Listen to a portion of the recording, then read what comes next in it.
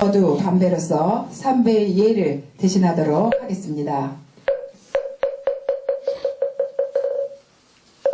예, 모두 자리에 앉아주십시오.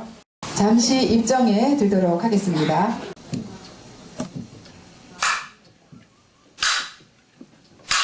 여러분 앞에 고정란 벽시계 보이세요? 네.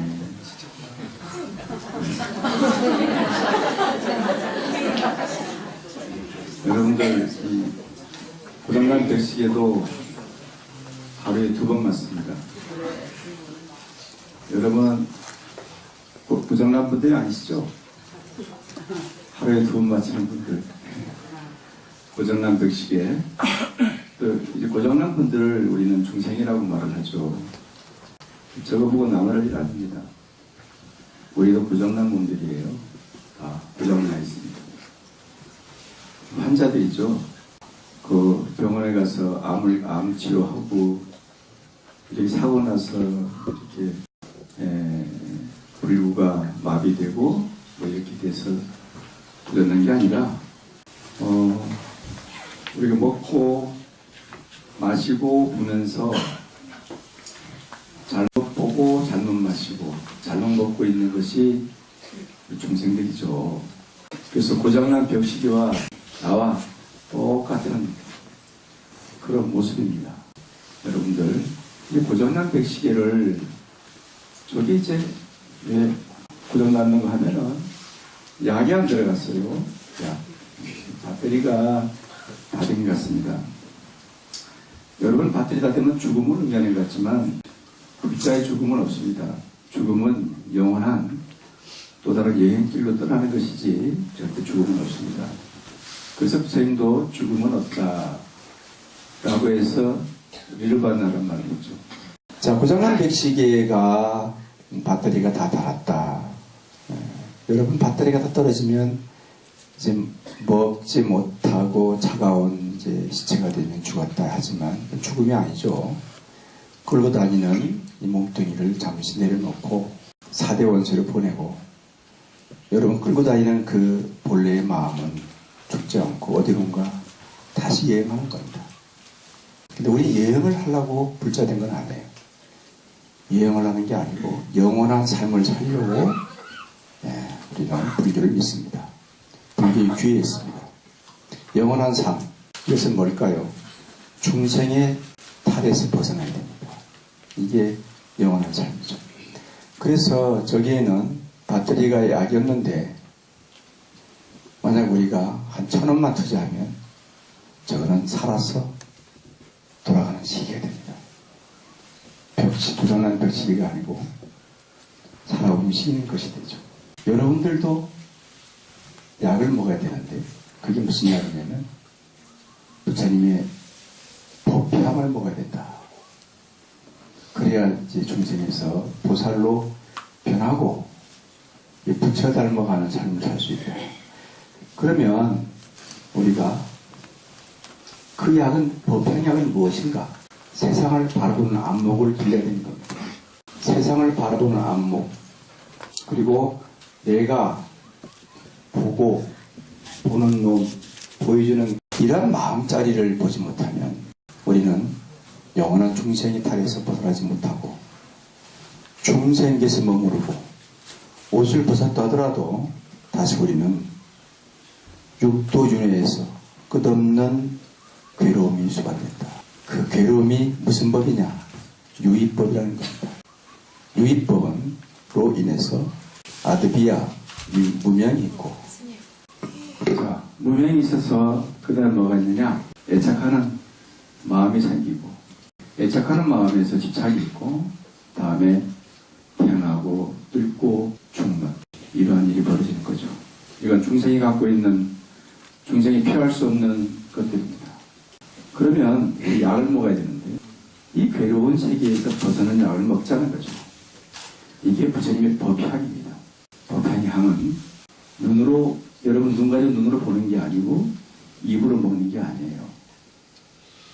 법향을 가득 충만하면 세상이 사바세계에 떠나서 극락에 따로 있는 게 아니다. 여기에 법향을 부처님 공부를 해야 돼요. 여러분 돈, 명예, 권력, 기쁨이 아닙니다. 그것도 괴로움이죠. 살다가 보면 사라지거나 없어지거나 그렇습니다. 그런데 우리가 이 고장난 백지개가 배터리의 전류의 흐름을 받아서 파란 듯이 우리도 부처님 법향을 먹고 보사용을 하고 부처님 댁에 가죠. 그러면 아까 괴롭다라는 것들은 뭐냐 그러면 유의법이라는 것은 똑같은 인간이지만 생각이 다르고 다른 생각은 어디서 나오느냐 그러면 깊은 심층의 마음 야리아식에서 전생의 질 업에 의해서 새로운 마음이 떠오르고 그 마음에서 다시 생각이 각자 다른 생각을 갖고 있다. 그 생각에 의해서 사고가 되고 가치관이 정립됩니다. 그놈이 내라 이렇게 알고 있는데 그건 자기가 아니에요. 그걸 자기라고 오해하는 것 이게 고정난 백식입니다. 자기가 아닌 것을 우린 자기인 줄 알고 쓰다듬고 만지고 이뻐하고 잘한척 하는데 그건 자기가 아니죠. 그럼 자기는 누구냐? 부처님 법향으로 딱 바라보니 새는 날고 고기는 바다에서 뛰어놀고 산은 푸르고 하늘은 파랗고 자, 이 자체가 그대로 보면 안목을 가진다면 그것이 바로 진리입니다. 나는 새 그대로 보지 못하고 저 파란 소나무에 엉그러진 그런 녹속된 그 자리가 부처님의 상주하는 처를 모르기 때문에 우리는 괴로움을 갖고 있는 거죠. 내 거라고 집착합니다. 저 소나무나 나는 다른 게 아닙니다. 소나무나 뛰어나는 새나 지금 뻐꾸기 오는 거나 나와 다른 게 아니죠. 그 다른 게 하는 것을 뭐라 하냐? 무의법이라는 겁니다. 우리는 이 다르지 않는 것들을 다르게 보고 있다. 여기서 괴로움을 당하고 있다. 여기에서 우리는 죽음이라는 것이 맞닥뜨린다. 죽음을 넘는 게 아니라 죽음이라는 것을 우리가 인식해야 되는 거죠. 그런데 왜 서로 우리 다르다는 것을 용서하지 못할까요? 왜 우리는 너하고 나하고 사는 방식도 다르고 사랑하는 방식도 다르고 먹는 것도 다르고 보는 것도 다르고 다 다른데 왜 우리는 서로 다른 것을 인정하지 못할까요? 거기에서 자기를 세웠기 때문에 인정하지 못하는 겁니다. 나를 세우지 말고 자성 없는 무자성의 삶을 살면 다르다는 것을 인식해주고 인정해주고 이제 하나로 묶어낼 수 있는 거예요. 이것이 바로 부처님의 삶이에요. 다른 사람들이 자 거기엔 악인도 있고 선인도 있지만 악인도 사람이고 선인도 사람이죠. 우린 다 인정해줘야 됩니다. 그 악을 보면은 자기 아들, 딸 분유먹을 게 없어서 훔치다가 악인이 된다.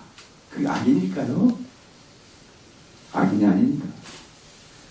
이번에 신문을 보면 마트에서 자기 아들, 딸, 젖먹이 아들, 딸 분유값이 없어서 훔쳤다.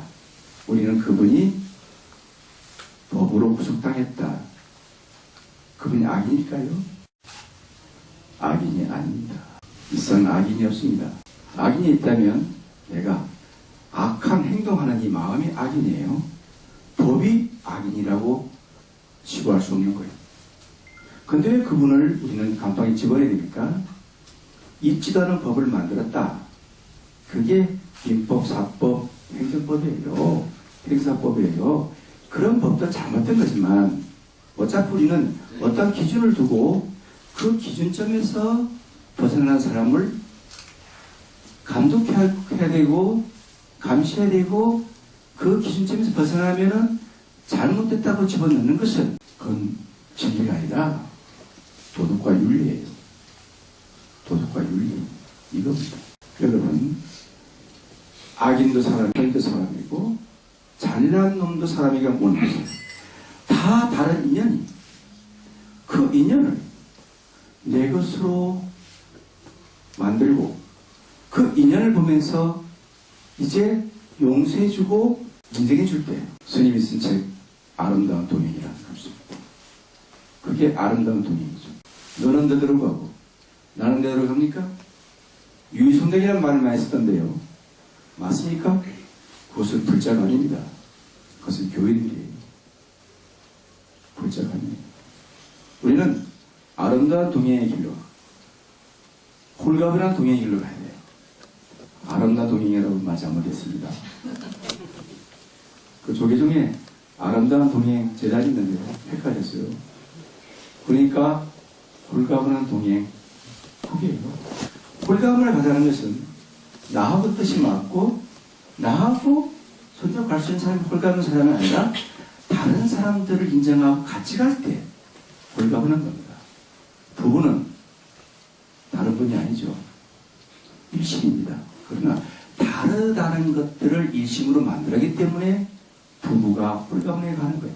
진리는 뭐냐? 몰리는 게 아니에요. 새는 날고 산은 푸르고 하나는 파랗다. 이걸 인정해 주는 겁니다. 그러면 너는 너대로 나는 나대로 잘 살아기 그게 차별에서 평등을 찾는 거고 부처님은 평등에서 차별을 중생에게 펴십니다. 지금 평등한 법을 얘기했지만 부처님은 다시 평등한 법에서 차별심으로 들어왔다. 우리가 똑같은 모습으로 오셔서 고통받고 있다. 진리 세계에서 벗어나서 다시 차별의 세계로 들어왔죠. 세속의 세계에서 우리와 함께 손잡고 있다. 그분이 누구냐? 오늘 부르신 석가모니입니다. 여러분들도 그렇게 해야 됩니다. 내가 분명히 진리는 내가 증득했다. 하늘은 푸르고 산은 파랗고 새는 날고 물은 흐르고 바로 왕국받다. 그 진리의 세계에서 다시 나는 차별의 세계로 들어와야 된다. 그 세계가 뭐냐? 진리는 연꽃이라면 연꽃 밑에는 차별 세계에 다양한 더러운 것도 있지만 우리는 보지 못한다. 왜? 여러분 큰 귀가 나여서 못 보는 거예요. 그 지저분한 곳에서 연꽃이 필 때 여러분은 지저분한 곳을 보지 못하고 연꽃만을 보면서 아름답다, 이쁘다 하지만 부처님은 연꽃을 보지 않고 지저분한 곳을 본다는 거예요. 그것이 연꽃의 진리라면 연꽃을 피게 해주는 자양분을 사랑하시는 분이 누구냐? 부처님. 꽃을 보지 마십시오. 꽃을 피우게 한 수많은 인연을 보세요. 거기에 그걸 보는 사람들 이름하여 보디사트바, 보살이라는 겁니다. 꽃을 보면서 아름답다? 그러면 차별의 분별이 생겨요. 뭐가 생기냐면 나는 장미꽃을 좋아해. 아니야, 난 튤립을 좋아해. 아니야, 나는 아기끌 좋아하지. 과연 좋아하는 걸까요? 그것은 중생이 갖고 있는 아름막입니다. 아름막의 식으로는 그래 각자 좋아하는 꽃이 있지만 이 세상에 꽃이라는 것은 없습니다. 꽃은 없다 하여 뭐라고 했느냐? 부처님께서 오셔서 꽃은 이름일 뿐입니다. 그럼 꽃은 어디서 있는 것이냐? 밖에 있는 게 아니고 체험과 경험 속에서 얻어지는 꽃들을 꽃이라고 갖고 있는 거예요. 그게 집착하는 거죠. 이것을 하나씩 벗어놓을 때 우리는 부처의 삶을 살 수 있는 거다. 그러한 삶이야말로 영원한 우리의 삶을 사는 그러한 삶이야말로 기독교 가톨릭 분리가 무너지고 이 삶이야말로 하나의 진리를 터득한 보살입니다. 자, 그럼 여러분 유의법을 지켰습니까? 무의법을 지켰습니까? 예? 무의법을 지으셔야죠. 유의법은 기복이고 무의법은 작복이에요. 자, 그러면 유의법은 유루복이라 해서 세어버리는 복이에요. 세어버린다. 세운다는 건 뭐냐? 내가 너에게 뭘 주었다 하면 세어버리는 거예요. 내가 너에게 주고 잊어야 되는데 잊지 못하는 마음들이 중생의 마음이고, 내가 너에게 뭘 줘서 잊어버렸다. 그럼 보살의 마음은 무료복이고 중생의 마음은 유료복이에요. 그래서 보살의 마음은 샘물 같아요. 물을 떠도 항상 찰랑찰랑거리는 거예요. 넘치지도 않습니다. 거기에 한 바가지 뜨면 한 바가지가 만큼 개월에 차오릅니다. 10통을 파내면 10통만큼 물이 차오릅니다. 그것이 이름하여 무료복입니다. 무료복은 부처님 법으로 사시는 분도 있고, 유료복은 고여있는 분인데 10바가지를 끄집어내면 10바가지를 퍼낸 것만큼 수치로는 저어지는 거죠. 얕아지는 거예요. 감하는 겁니다. 그래서 부처님의 무리법은 부중불감법이고, 유리법은 증이 있고 감이 있다. 증거하기도 하고 감하기도 하다. 그래서 반신예도 부중불감이란 말이 뭐냐? 무력복이라는 것은 차지도 않고 얕지 않는 거예요. 왜? 계속 거기에 있는 샘물을 싣고 있기 때문에. 내가 10바가지를 끄집어내면 10바가지 물이 그대로 보입니다. 여러분 해보세요. 항상 그 물이 찰랑찰랑하게 넘치지도 않고 부족하지도 않게 늘 차이는 것. 이게 뭐라? 선정이라는 겁니다. 이게 선정이에요. 이것이 반야바람을 통해서 선정을 본 겁니다. 여러분, 반야바람을 통해서 선정이 들어야 돼요. 무료복을 받아요. 아시겠죠? 네. 선생님 보면 어려워요? 아니요.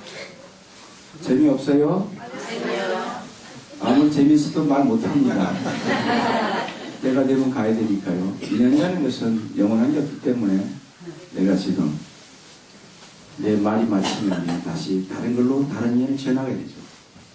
내 인연이 여기서 끝이 아니라 인연은 계속 시작되는 겁니다. 우리 불교는 인연일 뿐이에요. 시작일 뿐이지 끝은 존재하지 않는 겁니다. 만약 끝이 존재한다면 그건 불자가 아니에요. 우리 절은 정말 우리 이 세상에서 제일 신행 공동체가 잘 되는 절입니다.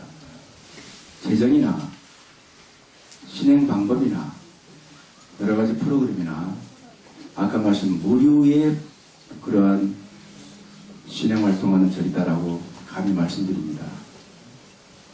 우리 절은 이 세상의 모든 절의 표본입니다. 제가 확신합니다. 자기 시간을 쪼개서 부처님한테 바쳤습니다. 그것은 공양 올린 겁니다. 소신 공양 올립니다. 자기 몸을 바쳤어요. 소신 공양을 인도했습니다. 물론 자동을 우리 도화주님도 같이 했습니다. 자동을 도와주는 스님과 16년입니다. 어려움이 많았지만 잘 지나갔습니다. 너무나 감사한 분들입니다. 불교는 어울림, 놀고 즐기는 곳이에요. 그런 곳으로 만들어 나왔다. 말씀드리겠고요.